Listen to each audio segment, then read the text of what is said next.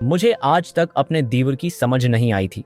कहने को वो बहुत अच्छा इंसान था, मेरा बहुत ख्याल रखता था, मुझसे कभी बदतमीजी नहीं करता था, हमेशा इज्जत से पेश होता था। लेकिन आज कल उसका अंदाज थोड़ा बदल गया था। अचानक से बदतमीजी करना शुरू हो जाता था, जोर जोर से हंसने लगता था। बाज औकात मुझे ऐसा गुमान होता था जैसे उसकी तबीयत खराब हो गई है और वो पागल हो चुका है।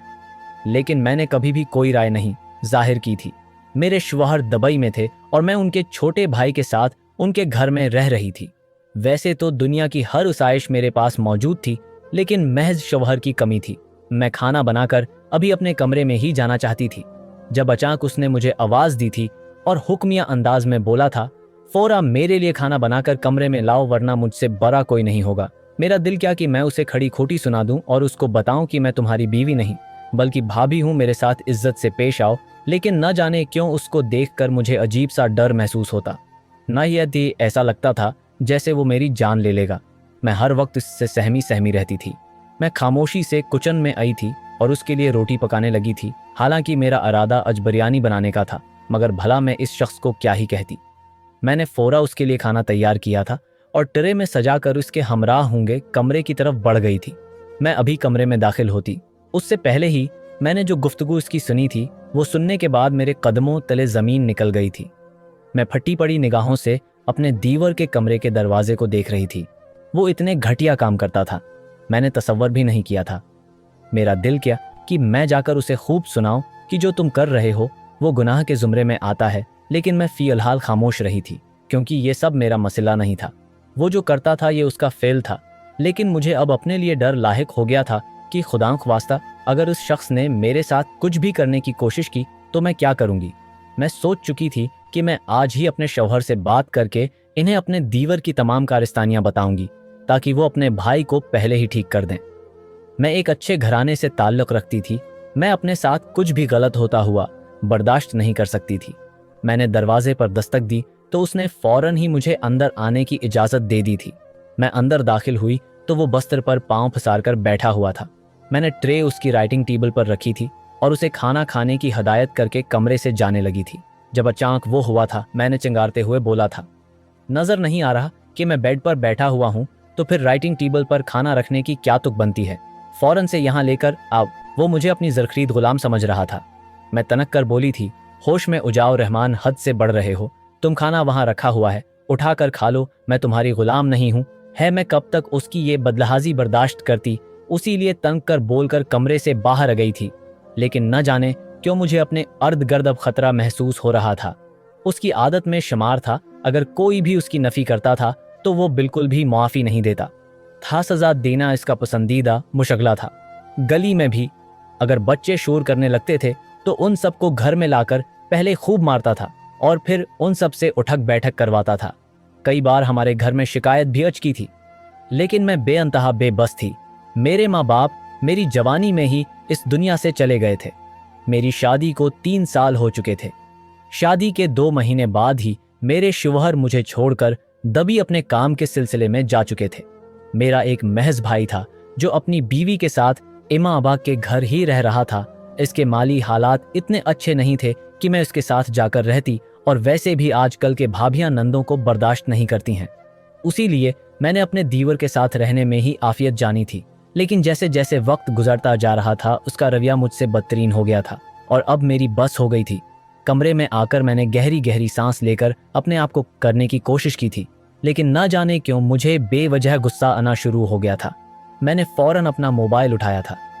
हालांकि मुझे मालूम था ये वक्त मेरे शौहर के काम का होता है, लेकिन मैं उस कदर गुस्से में थी कि मैं अपने आप को रोक नहीं पाई थी। पहली बैल पर ही मेरे शौहर ने फ़ोन उठा लिया था और घबराए हुए अंदाज में बोले थे, क्या हो गया, सब खैरियत है? उस वक्त मुझे फ़ोन क्यों क्या है? वो मजीद कुछ कहते उससे पहले ही मैं उनकी बात काटते हुए गुस्से से बोली थी, एहतिशाम, बस बहुत हो गया है।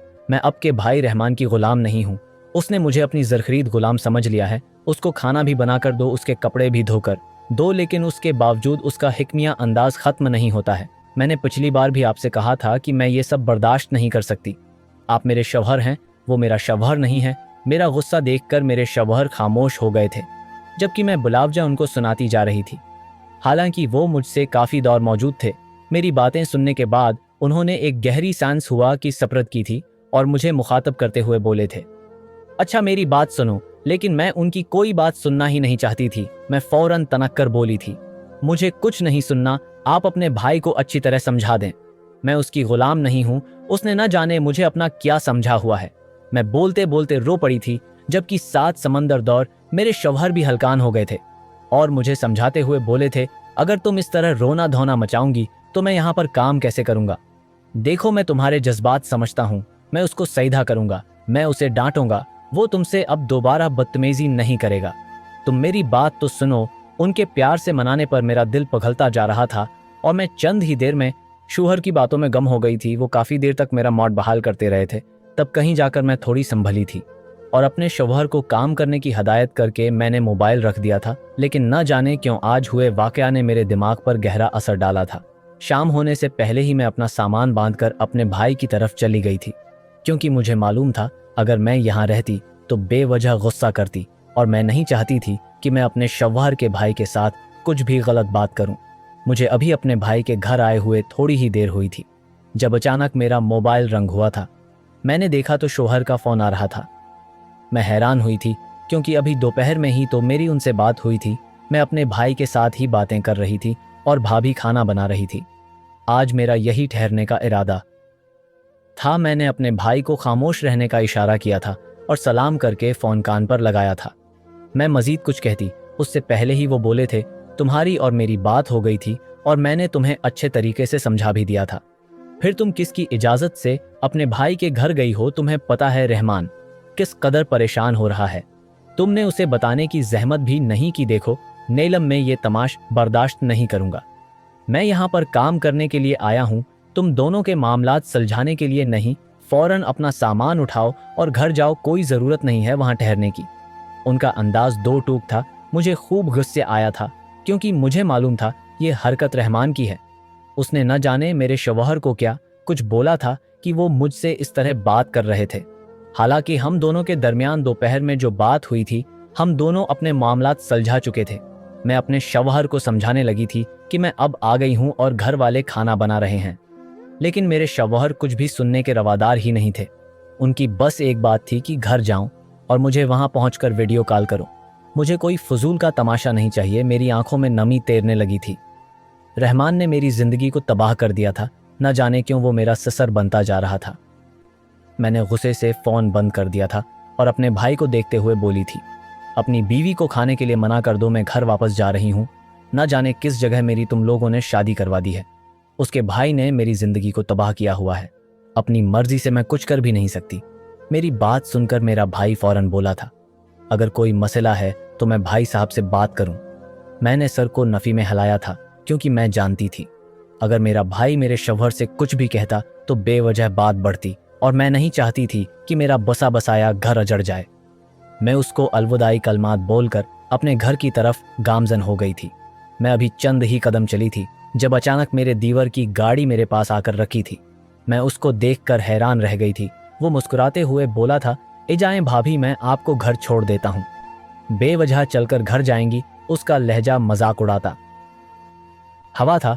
मेरा बस नहीं चल रहा था कि मैं उस इंसान का मुना तोड़ दूं।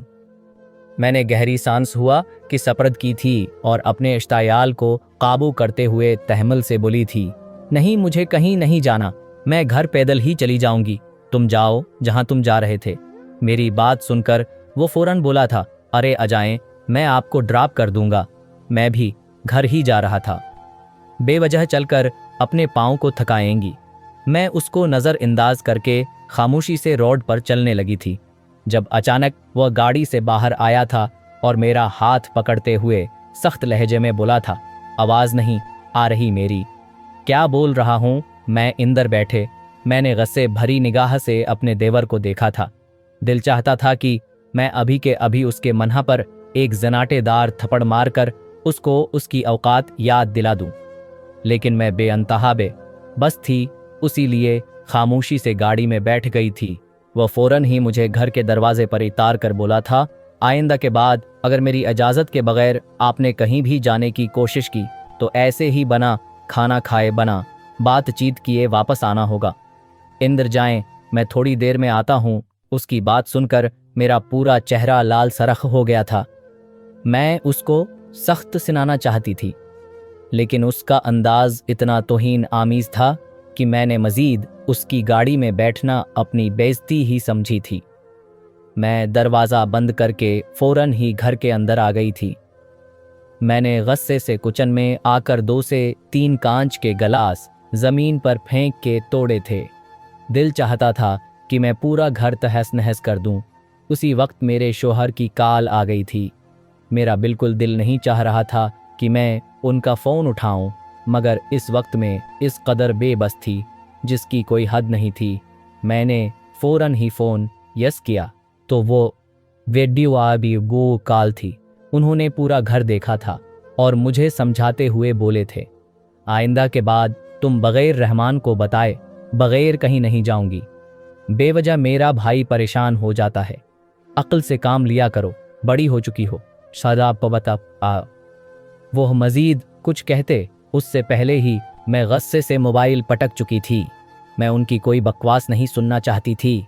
काफ़ी देर तक मैं लाउंज में बैठकर अपने अश्तायाल को काबू करने की कोशिश करती रही थी, मगर गुस्सा किसी सूरत भी कम नहीं हो रहा था। उसकी बातें मेरा दिमाग ख़राब कर चुकी थी। न जाने मैं किन लोगों में फंस गई थी। मैं आसमान की जानिब देखते हुए अपने माँ बाप से शुक्वा करने लगी थी कि आप कहाँ छोड़कर मुझे चले गए हैं। अगर मेरे बाबा इस दुनिया में हयात होते तो अब तक मैं अपने शोहर से खला लेकर किसी और इंसान से शादी कर लेती। बेवजह वह दबी में बैठे हुए थे और मुझे किसी गैर मर्द के हवाले किया हुआ था। इंसान शादी जहनी सुकून के लिए करता है, लेकिन मेरी जहनी हालत इस कदर बदतर हो गई थी जिसकी कोई हद नहीं थी। मैंने गहरी सांस हुआ के सफरत की थी और अपने आप को काबू करने की कोशिश करने लगी थी। थोड़ी देर बाद मेरी तबीयत कुछ बेहाल हुई तो मैं अपने कमरे में जाकर कपड़े वगैरह तब्दील करके नियम दराज हो गई थी। मेरा दिमाग घोड़े की रफ्तार की मानंद दौड़ता जा रहा था। अगर मैं इस तरह ही अपने देवर की बातों में चलती रही तो कभी भी मैं अपनी मर्जी से ज़िंदगी नहीं गुजार पाऊंगी। न जाने क्यों मुझे अब अपने देवर से कफत होने लगी थी। वक्त धीरे धीरे गुजरता चला गया था। अगली सुबह का सूरज पूरी अब वताब से चमका था। मैं सुबह सवेरे ही उठ जाया करती थी क्योंकि मेरा देवर काम पर जाता था। अक्सर औकात तो मुझे अपने देवर को देखकर रिश्क होता था, क्योंकि जितनी तनख्वाह मेरे शोहर की दुबई में जाकर थी इतनी तनख्वाह मेरे देवर की पाकिस्तान में थी, बल्कि उससे कई गुना ज़्यादा ही थी। अक्सर औकात मैंने अपने शोहर से कहा भी था कि आप पाकिस्तान वापस जाएं और अपने भाई के साथ मिलकर वही काम कर लें जो वह कर रहा है। कम अज़ कम आप मेरी आंखों के सामने तो होंगे। मगर वो हमेशा मना कर दिया करते थे। उनका कहना था कि उसकी फील्ड अलग ही और मेरी फील्ड अलग है, जबकि मैं खामोश हो जाती थी क्योंकि मुझे काम के मामलात के बारे में ज़्यादा इल्म न था। मैंने फ़ौरन ही उसके लिए नाश्ता वगैरह तैयार करके टेबल पर लगा दिया था और उसके उठने से पहले ही मैं अपने कमरे में आकर बंद हो गई थी। मैं उसका सामना ही नहीं करना चाहती थी, मगर चंद पल गुजरने के बाद अचानक ही उसने मेरे कमरे के दरवाजे पर ज़ोरदार दस्तक दी थी। मैं जो अपना मोबाइल चलाने में मगन थी उसकी इस हरकत पर दहल कर उठी थी। मैं कुछ कहती इससे पहले ही उसने कमरे का दरवाज़ा खोला था और कमरे में दाखिल होकर गुस्से से चंघाड़ा था, अगर यही सब तमाशा करना है तो साफ बता दें, मैं इस तरह आपके साथ उस घर में नहीं रह सकूंगा। उसके बात सुनकर मैंने हैरान होकर उसकी तरफ देखा था। मैं कोई सवाल करती उससे पहले ही वो गुस्से से मजीद बोला था, मैं भाई को आपकी ये तमाम कार्रवाई बताऊंगा। हमेशा आप मेरे साथ मेज़ पर नाश्ता करती हैं, तो यही सब होगा। इस घर में बेवजह कि तमाशा में किसी कीमत पर बर्दाश्त नहीं करूंगा। भाभी, ये बात आप अपने दिमाग में अच्छी तरह से फट कर लें। यह कहकर वो कमरे से चला गया था, जबकि मैं हैरान थी। मुझे बाज़ औक़ात ऐसा गुमान होता था जैसे वो मेरा देवर नहीं बल्कि शोहर है। जिस तरह की उसकी हरकतें थी मुझे यही सब सोचने पर मजबूर कर दिया करती थी। मेरी आंखों में आंसू आ गए थे। दिल चाहता था कि मैं फोड़ फोड़ कर रोऊं, लेकिन मैं बेवजह किसी की खातिर अपने आंसू बर्बाद नहीं कर सकती थी। मगर कब तक अपने अंदर उठते इश्तायाल को काबू करती मैं भी इंसान ही थी। उसके जाने के बाद मैं घुटनों में सिर देकर खूब रोई थी। अपने अल्लाह से खूब शकवे किए थे कि मेरे साथ ऐसा क्यों हुआ, मेरी जिंदगी में ऐसा शख्स क्यों आया। वक्त धीरे धीरे गुजरता चला गया था। दोपहर के वक्त में अपने काम में ही मशगूल थी जब अचानक मेरे घर के दरवाजे पर किसी ने बेल दी थी। मैंने वक्त देखा तो देवर के आने का टाइम नहीं था। फिर उस वक्त कौन आ सकता था। मैं अपना सिर झटक कर दरवाजे के करीब आ गई थी और सवालिया बोली थी, कौन है। जब अचानक मेरी पड़ोसन की आवाज़ आई थी, अरे भाभी जी हम हैं। सुल्ताना, मेरे चेहरे पर मुस्कुराहट आई थी। सुल्ताना से मेरी बहुत अच्छी सलाम दुआ हो गई थी। इस 3 साल के उर्से में हम दोनों के दरमियान इतनी दोस्ती थी कि हम दोनों एक दूसरे के घर भी आ जाते थे और एक दूसरे का सामान भी ले लिया करते थे। मैंने दरवाज़ा खोला तो वह फ़ौरन ही मेरे गले से लगते हुए बोली थी, और कैसी हैं। अब मैंने मुस्कुराकर सिर इस बात में हिलाया था। वो अपनी माँ के घर गई हुई थी, इसीलिए हम दोनों की मुलाकात नहीं हो पाई थी। मैं फ़ौरन ही अपना हाल अहवाल बताकर उससे उसका हाल अहवाल पहुँच रही थी और उसकी अम्मा की तबीयत के बारे में भी दरियाफ़त करते हुए उसे अपने घर के अंदर ले आई थी। वह लाउंज में बैठकर मुझे अपनी माँ की तबीयत के बारे में बताने लगी थी। अभी हम दोनों एक दूसरे से बातचीत कर ही रहे थे जब अचानक मेरा देवर दरवाज़ा खोलकर अंदर आ गया था और सुल्ताना को देखकर उसने महज एक निगाह मेरे वजूद पर डाली थी और मुझे पानी लाने का इशारा करके अपने कमरे में चला गया था। इस पहर भी वो मुझे हद से ज़्यादा बुरा लग रहा था, लेकिन मैंने शक्र ही मनाया था कि इस इंसान ने घर में आते ही कोई वावेला नहीं मचाया था। मैं सुल्ताना को ठहरने का बोलकर उसके लिए ठंडे पानी का गिलास लेकर उसके कमरे की तरफ बढ़ गई थी।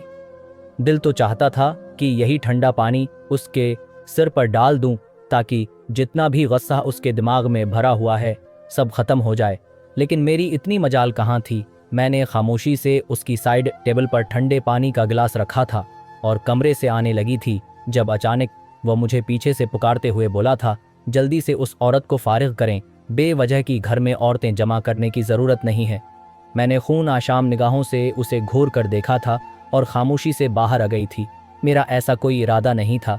सुल्ताना मेरी बहुत अच्छी दोस्त थी और हम दोनों के दरमियान बहुत अच्छी बॉन्डिंग थी। मैं उसके पास आकर बैठ गई थी और उससे उधर उधर की बातें करने लगी थी जब अचानक उसने मेरा हाथ पकड़ा था और मेरी तरफ देखते हुए बोली थी, भाभी जी एक बात बोलूं। मैंने सिर को हल्की जंबश दी थी। वो मुझे देखते हुए बोली थी, वैसे बुरा नहीं मानना, आपका यह देवर मुझे बिल्कुल अच्छा नहीं लगता। बहुत अजीब है, आपको जिस तरह से ये घूरता है और आप पर हुक्म सादर करता है, ऐसा लगता है जैसे आपका ये देवर नहीं बल्कि शोहर हो।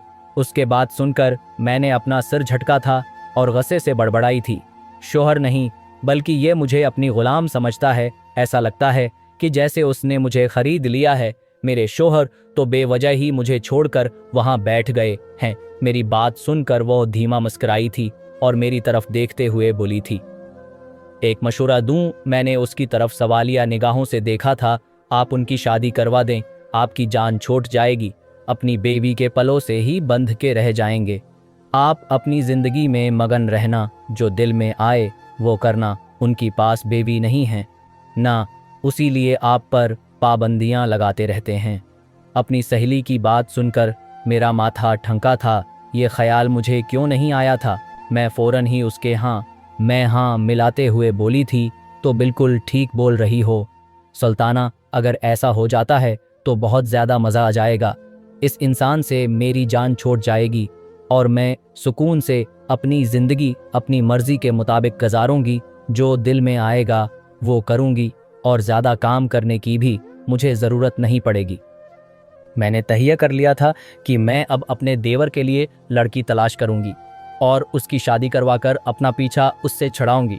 मैंने सुल्ताना को ही कहा था कि उसके लिए कोई लड़की देखो, बाकी काम मैं संभाल लूंगी। काफ़ी देर तक सुल्ताना मेरे साथ बैठकर बातें बनाती रही थी और फिर अपने घर चली गई थी। मैंने फ़ौरन ही रोटियां बनाई थी और अपने देवर को देखकर अपने कमरे में आकर बैठ गई थी। मैंने फ़ौरन कुछ सोचकर अपने शोहर को फ़ोन लगाया था।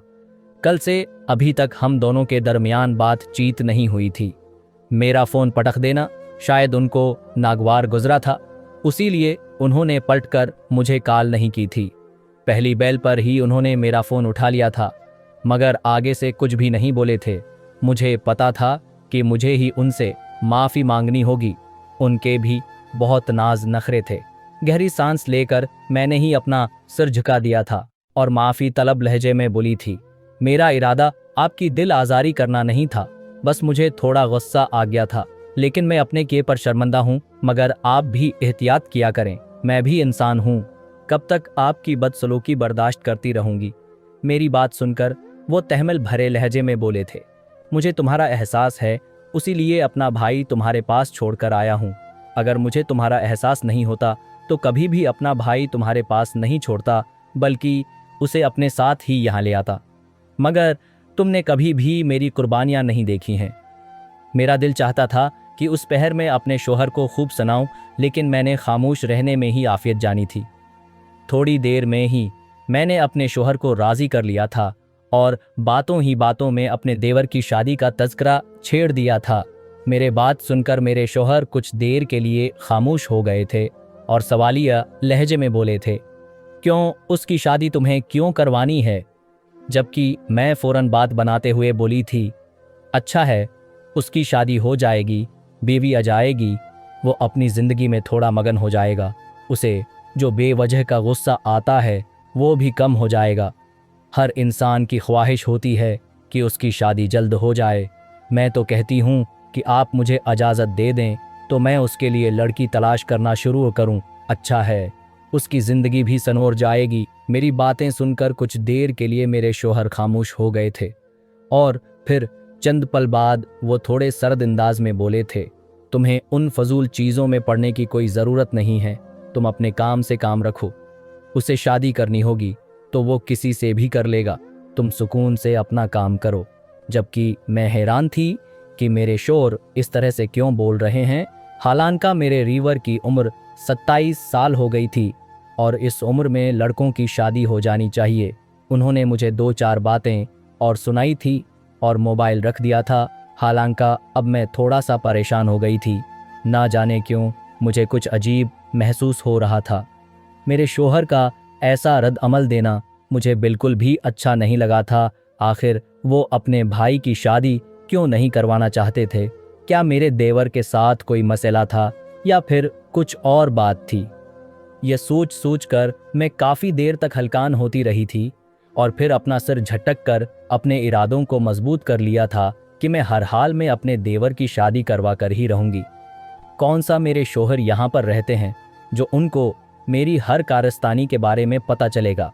ये तमाम काम मैं खुफिया तौर पर कर पाओगी और वैसे भी मेरा देवर इतना कमाता था कि कोई भी लड़की इस शादी के लिए आराम से राज़ी हो सकती थी। मेरा मंसूबा तैयार हो चुका था और मैंने सुल्ताना के साथ मिलकर लड़कियां तलाश करना शुरू कर दी थी। मैंने एक अच्छी रिश्ते वाली को तलाश किया था और तमाम सूरत हाल से उसको आगाह कर दिया था। जबकि रिश्ते वाली तो फ़ौरन तैयार हो गई थी। उसका मुतालबा महज पैसों से था और मैंने उसे अच्छे खासे पैसे दे दिए थे, जिसके बाद उसने फ़ौरन ही मुझे लड़कियां दिखाना शुरू कर दी थी। मैं चाहती थी कि मैं अपने देवर के लिए खूबसूरत लड़की का इंतखाब करूं ताकि वो किसी कीमत पर भी लड़की के लिए मना न कर सके। आज अतवार का दिन था। जैसी मेरा दीवर घर ही था, मैं लाउंज में बैठी उसके बाहर जाने का इंतज़ार कर रही थी, क्योंकि रिश्ते वाली खाला ने बताया था कि आज वो एक फैमिली को लेकर हमारे घर आएंगी ताकि वो हमारा घर देख लेंगे और लड़की की तस्वीर वगैरह देखकर रिश्ता फाइनल कर दें। लेकिन वो तो घर से बाहर जाने का नाम ही नहीं ले रहा था। मैं कमरे में आई तो वो अपना लैपटॉप चलाने में मसरूफ़ था। मैंने उसे गिला खनकार कर अपनी तरफ मतवजा किया तो मुझे सवालिया निगाहों से देखने लगा था।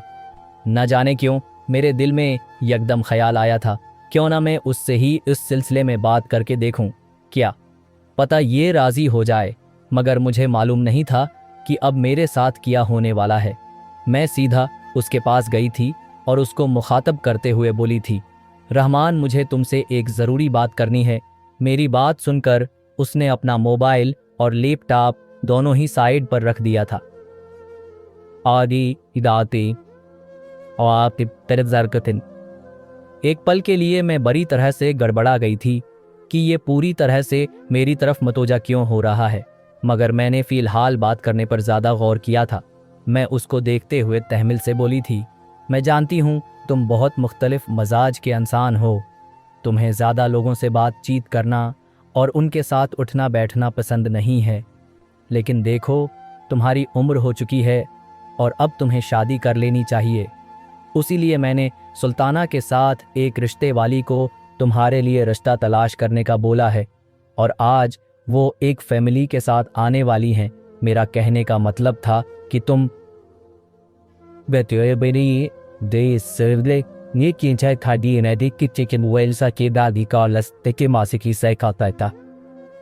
मैं मजीद कुछ कहती इससे पहले ही उसने गुस्से से अपने बराबर में रखा हुआ कांच का गिलास मेरी तरफ फेंक कर मारा था और अपनी जगह से खड़े होते हुए बोला था, बकवास करने की मेरे सामने कोई ज़रूरत नहीं है।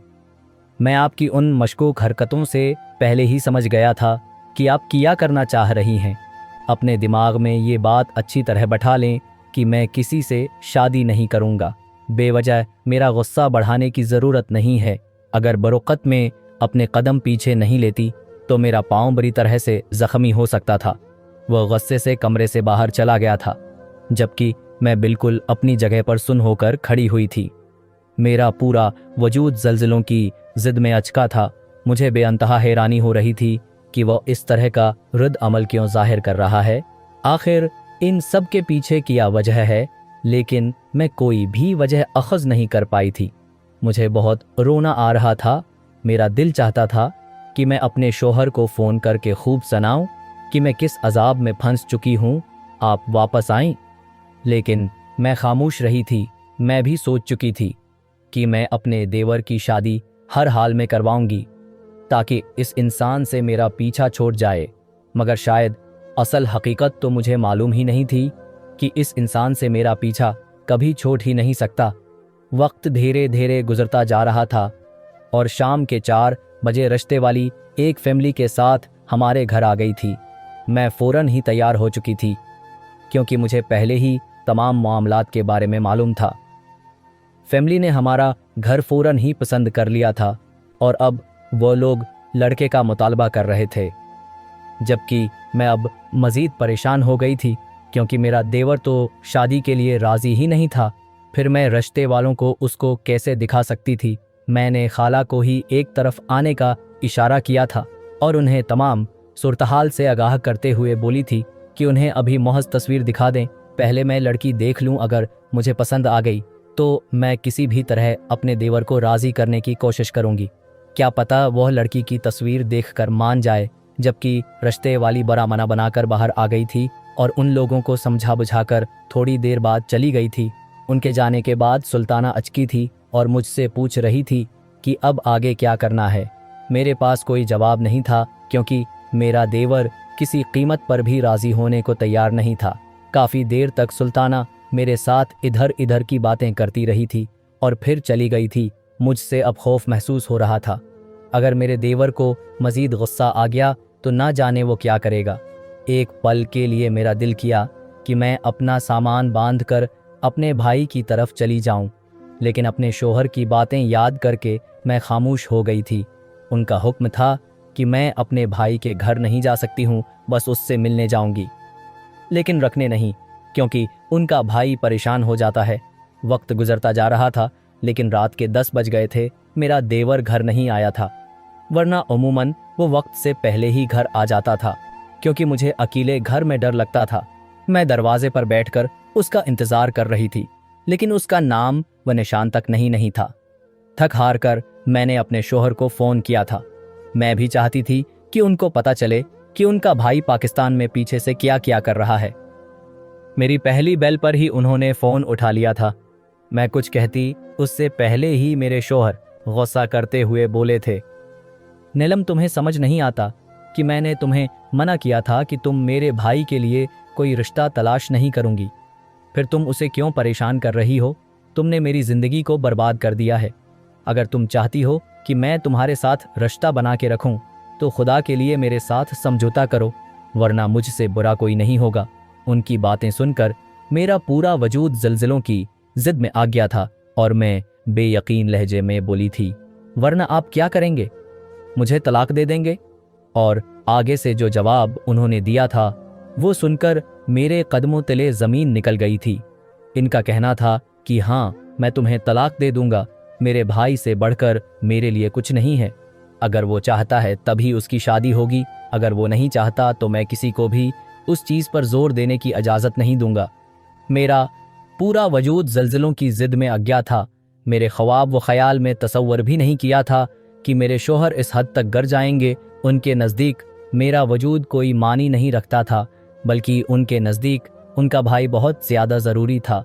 मैं काफ़ी देर तक फ़ोन बंद हो जाने के बाद रोती रही थी। मेरे जिस्म का रवां रवां कांप रहा था।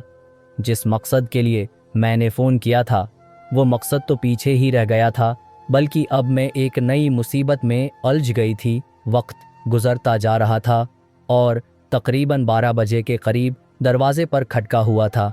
मैं फ़ौरन कमरे से बाहर आती, उससे पहले ही मेरे कमरे का दरवाज़ा खुला था। मैं अपने बिस्तर पर वापस बैठ गई थी। कमरे में मेरा देवर दाखिल हुआ था। उसकी हालत को देख मेरा पूरा खून मंजमंद हो गया था। इस पहर वो शराब के नशे में लग रहा था। मैं अपनी जगह से खड़ी हो गई थी और घबराई हुई आवाज़ में बोली थी, यहाँ क्या करने के लिए आए हो इस वक्त?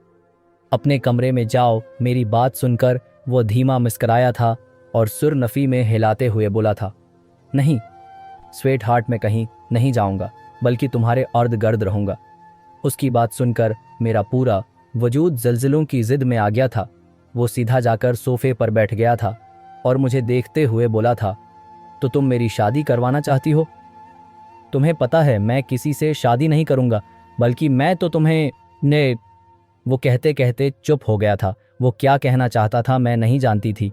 अचानक ही उसने बुलंद बांग कहका लगाया था और मुझे देखते हुए मजीद बोला था, आज मैं तुम्हारा रक्स देखूंगा, चलो खड़ी हो जाओ और नाच के दिखाओ, मैं भी तो देखूं क्या कमाल रखती हो। तो जबकि मैं बेयकीन निगाहों से अपने देवर को देख रही थी। वो मजीद कुछ कहता उससे पहले ही मैं फट पड़ी थी। दिमाग दरसत है तुम्हारा, किस तरह की बात कर रहे हो? तुम दफा हो जाओ, मेरे कमरे से बगैरत इंसान, तुम शराब पी कर आए हो। मैं तुम्हारे भाई को अभी इत्ला करती हूँ। ये कहते ही मैंने अपना मोबाइल उठाया था। मैं अभी अपने शोहर को फ़ोन करती, उससे पहले ही मेरे देवर ने मेरी कमर में हाथ डाला था और मुझे अपने करीब करते हुए जो सरगोशी उसने मेरे कान में की थी वो सुनकर मेरा पूरा वजूद जल्जलों की जिद में आ गया था। क्योंकि वो तो दाती, मेरी शादी मेरे माँ बाप ने अपनी पसंद से की थी। हालांकि मैं शादी से पहले एक लड़के को दिल व जान से पसंद करती थी, लेकिन कभी भी मेरी उससे मुलाकात नहीं हुई थी। मौज इंटरनेट पर उससे चीटिंग होती थी। कई बार मैंने उसको कहा था कि तुम मुझे वीडियो कॉल करो, मैं तुम्हें देखना चाहती हूँ, लेकिन वो हमेशा मना कर दिया करता था कि नहीं, अभी नहीं, अभी वक्त नहीं आया है। वजह जानने की कोशिश करती थी तो वो हमेशा मुझे टाल दिया करता था। इसका कहना था कि तुम मुझे पसंद नहीं करूँगी, और मैं फ़ौरन बोलती थी, अगर तुम अजीब सी शक्ल के भी हुए तब भी मैं तुम्हें कबूल कर लूँगी, क्योंकि मैं तुमसे दिल व जान से मोहब्बत करती हूँ। तुम मुझसे एक बार मिलो तो सही। मगर वो हमेशा मुझे टालता रहता था। उसकी यह हरकतें मेरा खून खोला दिया करती थी। वक्त गुजरता जा रहा था और मेरी मोहब्बत उसके लिए शद्दत पकड़ती जा रही थी, लेकिन उसको मेरे जज्बात की बिल्कुल परवाह नहीं थी। अचानक ही मेरे लिए मेरे शोहर का रिश्ता आ गया था। मेरे अम्मी अबू को यह रिश्ता मेरे लिए बिल्कुल मुनासिब लगा था, उसीलिए उन लोगों ने मेरे लिए हाँ बोल दी थी। मैं बहुत रोई थी। मैंने अपनी उम्मी को इस लड़के के हवाले से बताया था, मगर उनका कहना था कि हमारी इस लड़के से मुलाकात करवाओ, हम भी देखें आखिर तुमने किसको पसंद किया है। मगर आज तक जब मैंने उसे नहीं देखा था तो भला मैं अपने माँ बाप से कैसे उसकी मुलाकात करवाती। मैंने ये बात अपने उस महबूब से कही भी थी, लेकिन उसने मुझे मना कर दिया था। उसका कहना था कि तुम जिससे भी शादी कर रही हो तुम कर लो, मैं अभी तुम्हारे लायक नहीं हूँ। मैंने वजह पूछी तो कहने लगा कि मेरे पास ना अभी कोई काम है और ना ही मैं तुम्हें खुश रख पाऊँगा, तुम अपनी ज़िंदगी में आगे बढ़ जाओ। उसकी ये बातें सुनकर मैं बहुत मायूस हो गई थी। मैंने उसको यकीन दिलाने की कोशिश की थी कि मैं तुम्हारे पैसे से मोहब्बत नहीं करती हूँ, बल्कि मैं तुमसे मोहब्बत करती हूँ, लेकिन उसने मेरी बात नहीं सुनी थी और उसने मुझे बलाक कर दिया था। इस दिन मैं बहुत रोई थी और जज्बात में आकर अपने माँ बाप को शादी के लिए हाँ बोल दी थी। मुझे मालूम ही नहीं था कि मेरे शौहर तो हथेली पर सरसों लगाए बैठे हैं। हाँ होते ही उन्होंने धूमधाम से मंगनी की थी और मुझे अपने निकाह में लेकर घर आ गए थे। वो मेरे साथ तकरीबन 2 महीने रहे थे और 2 महीने के बाद जब वो अपनी नौकरी पर वापस जाने लगे थे तो मैं खूब रोई थी। और तब उन्होंने अपने भाई यानी मेरे देवर को दूसरे शहर से बुलाया था और उसे मेरे साथ रहने की हदायत करके दबी चले गए थे। मेरे देवर का रवैया मेरे साथ बहुत सर्द था। मैं समझती थी कि वो मुझे अपनी भाभी समझता है, उसीलिए रोक टोक करता है। लेकिन अभी उसने जो मेरी कमर में हाथ डालकर सरगोशी की थी, वो सुनकर मेरा पूरा वजूद सुन्न हो गया था। वो कोई और नहीं बल्कि वही आशिक था जिससे मैं चीटिंग करती थी। मेरा पूरा वजूद जल्जलों की जिद में आ गया था। मैं बेयकीन निगाहों से अपने देवर को देख रही थी। वो मजीद कुछ कहता उससे पहले ही वो बेहोश होकर जमीन पर गिर पड़ा था। मेरी आंखों से तवातर आंसू बहने लगे थे। मैं बेयकीन निगाहों से जमीन पर पड़े हुए अपने देवर को देख रही थी। यानी ये वही शख्स था जिसके लिए मेरे दिल में जज्बात आए थे। मेरा दिल अजीब सी कैफियत का शिकार हो गया था, लेकिन मैंने उसी पल अपना सिर नफ़ी में हिलाया था। मैं किसी कीमत पर भी अपने शौहर को धोखा नहीं देना चाहती थी। मैंने सोच लिया था कि मैं सुबह ही अपना सामान बांधकर अपने भाई के घर चली जाऊंगी। जब तक मेरा शौहर नहीं आएगा तब तक मैं उस घर में वापस लौटकर नहीं आऊंगी। अगली सुबह मैंने अपना तमाम सामान बांध लिया था और अपने शौहर को तमाम सच्चाई बताकर अपने भाई के घर आ गई थी, जबकि मेरा शौहर भी उसी बात के हक में था कि मैं अब इस घर को छोड़ दूं, क्योंकि उनको बिल्कुल भी इस बात का अंदाज़ा नहीं था कि उनका भाई मेरा पुराना आशिक है। शुरुआत में मेरे शौहर थोड़ा गुस्सा हुए थे, लेकिन उन्होंने समझदारी से काम लिया था। शादी से पहले वो मेरा माजी था, लेकिन शादी के बाद मेरे शौहर ही मेरा सब कुछ थे। मेरे शौहर ने मेरी इज्जत की थी, क्योंकि मैंने उनसे कुछ भी नहीं छिपाया था और ना ही अपनी पुरानी मोहब्बत को उजागर किया था, बल्कि अपने शौहर से सच्ची मोहब्बत करके उन्हें हर हकीकत से रोशनास किया था। मेरे शौहर जो 1 साल बाद आने वाले थे, वो महज 2 महीने बाद ही वापस आ गए थे और अपने भाई को वापस दूसरे शहर भेज दिया था। वह राज़ी नहीं था। उसने मुझसे माफ़ी मांगी थी कि वह अब दोबारा ऐसी कोई हरकत नहीं करेगा, लेकिन मेरे शौहर ने उसे मज़ीद इजाज़त नहीं दी थी, क्योंकि ये एक बहुत ही गलत अमल था। मैं अब अपने शौहर के साथ एक अलग घर में रहती हूँ और बहुत खुश हूँ।